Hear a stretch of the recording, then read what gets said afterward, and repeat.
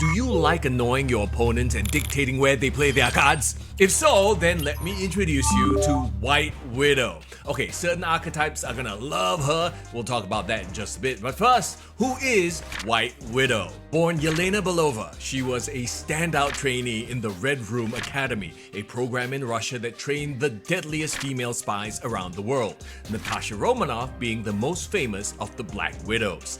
Yelena was obsessed with Natasha, idolizing the Black Widow, but also wanting to surpass her, so she trained to be physically superior to Natasha, but ignored the psychological training needed as a spy. At one point, in an elaborate ploy to teach Yelena what being a spy meant, Natasha actually swapped faces with her. I'd like to take his face off. Man, what a classic.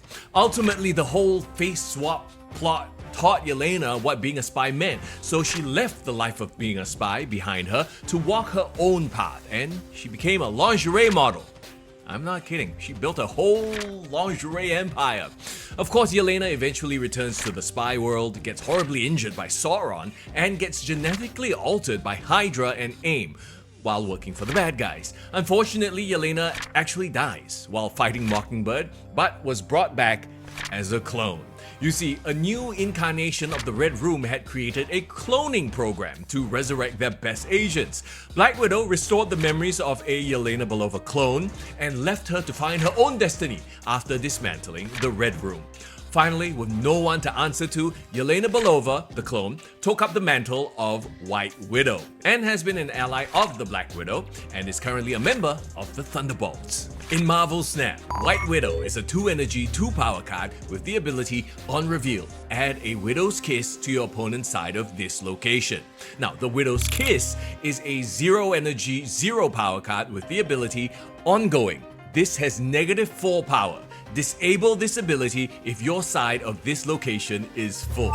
So essentially, you're forcing your opponent to either live with the -4 Hi! or fill up that lane, or waste a tech card on it, like Enchantress or Lady Deathstrike. So, okay, I love this for the Clog and Disruption archetypes. I mean, you could also consider her a control card, right? You're kind of pushing your opponent to play a certain lane, so maybe some Guardians of the Galaxy synergy there. There's also Mojo synergy, but who really plays Mojo? On locations like Bar Sinister or Space Throne, she could win you the lane if you play her first and your opponent doesn't. You could combo her with Beast, Grandmaster, or Wong for that extra disruption. And imagine if you play White Widow on the left or mid, and then you play Sentry, which of course spawns the -10 Void on the right. Now your opponent has 2 lanes to try to fill because of the Annihilus threat.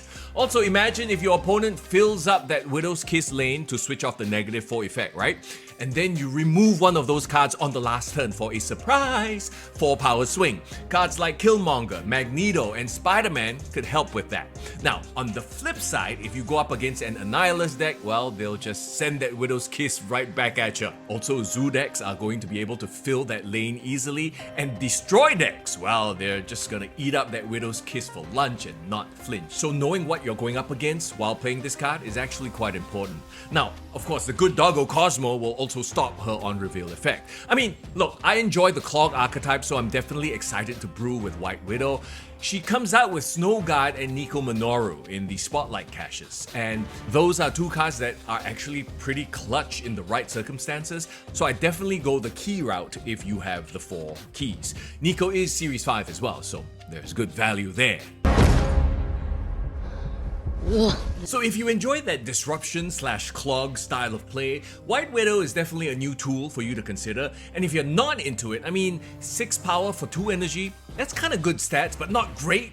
But then there's the clog and slight control element as well. Okay, I say give it some time and see where she lands in the meta if you're short on tokens or keys. So I guess the real question is then,